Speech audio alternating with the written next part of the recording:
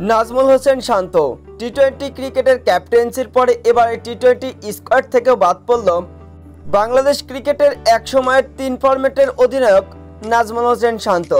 সাম্প্রতিক সময়ে অবশ্য ফর্মহীনতায় ভুগছেন নাজমুল হোসেন শান্ত, যার কারণে অবশ্য টি-20 ক্রিকেটের অধিনায়কত্ব কেড়ে নেওয়া হয় নাজমুল হোসেন শান্ত।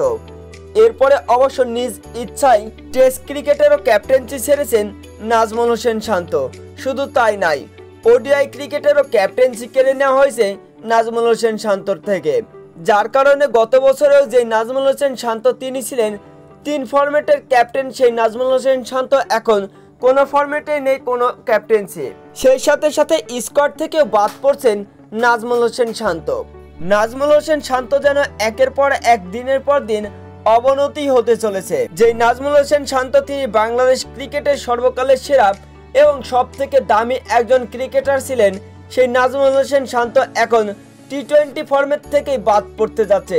অন্যদিকে ওডিআই ফরম্যাট কিংবা টেস্ট ফরম্যাট থেকে অবশ্য ক্যাপ্টেন্সি হারিয়েছেন নাজমুল হোসেন শান্ত।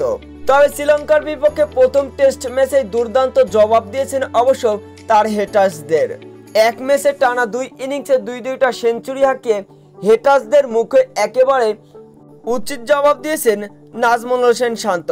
সেই নাজমুল হোসেন শান্ত এবারে টি-20 ক্রিকেট ফরম্যাট থেকেই বাদ পড়ছেন।